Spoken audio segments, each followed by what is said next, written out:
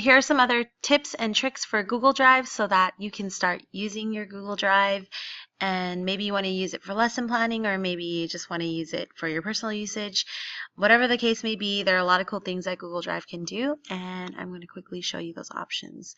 So here we are in the history department, Google Drive. Here you go.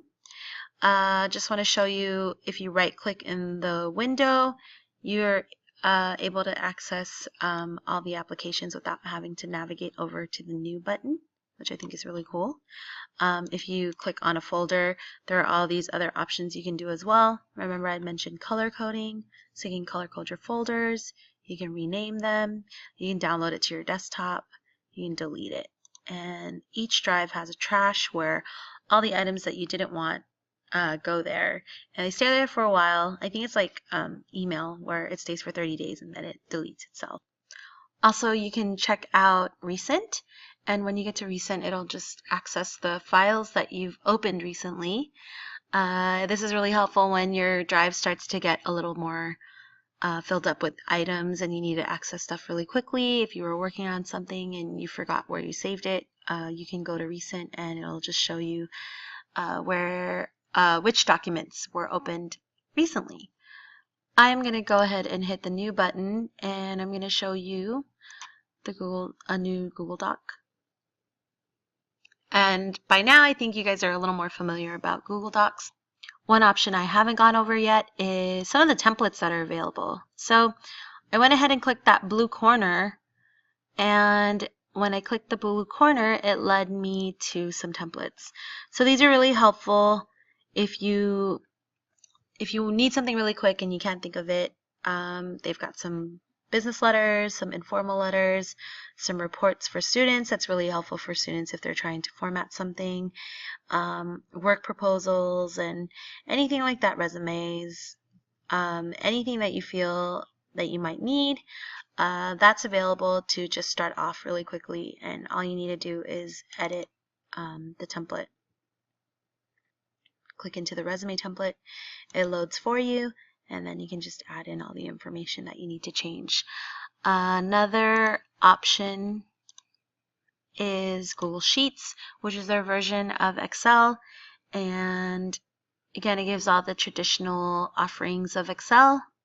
And if you click on the upper left hand corner, you'll see it says Sheets Home, and it will give you options to either start a blank one, or you can look at, again, the various templates that they have that may be of interest to you. Navigate out of that. I'm going to go ahead and go into Google Slides, and again, this is their version of PowerPoint, which I think is really, really easy to use. I actually like it a little bit better than PowerPoint because I think the options, like their slide template options, are a lot better. I'm going to go ahead and just click on one of these templates. And they load, and the font will load. This plus sign up will give you another slide. And this is like a title slide, so they give you the title slide as a default, and then they give you like one of these traditional PowerPoint slides with the title at the top and the body at the bottom. And when I right click that slide, I can go apply layout, and they give you various layouts, which I think is a little bit more interesting than PowerPoint, which is why I like it a lot better than PowerPoint, because it's not just like tile in 2 columns. You can do a title only. You can switch up the color scheme, so if you have a main point that you want them to remember, you can take it off color scheme, and then you can add this gray slide right over here. You can do a double slide that's cut in half. They have like number slides, or you can just avoid all the formatting together. You can do a blank one. So I think that's really helpful.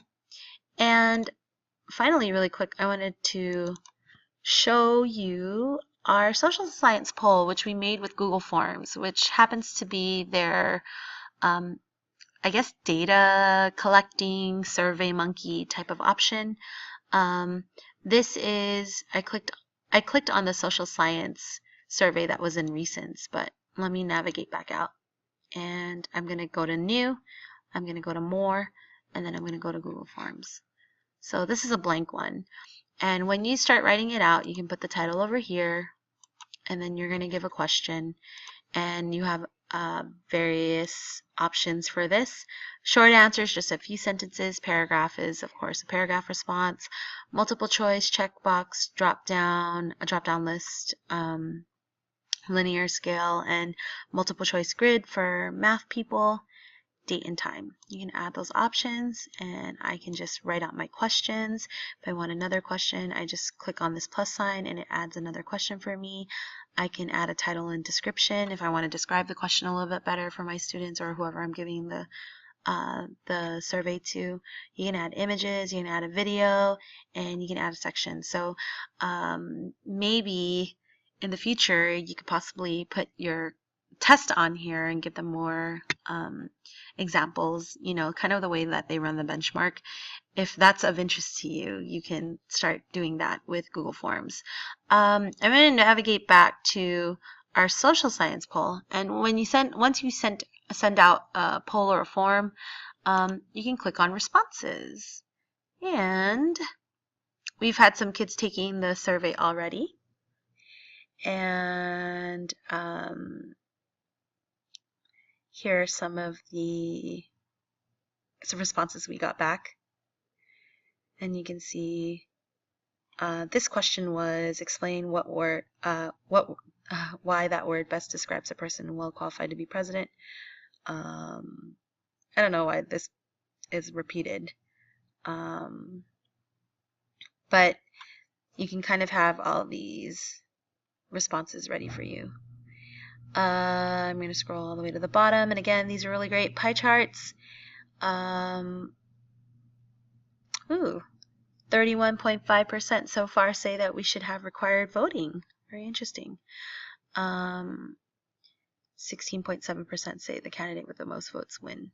So these are some interesting things that we can kind of share with our students once the survey is done. And it's really cool because they give you these pie charts and you can kind of survey people and get their kind of opinions about things. And if I go to the settings, I can give various other settings, like so. So that's kind of one of the other options that are available to you through Google Drive. If you have any other additional questions, as always, please let me know, and thanks for watching.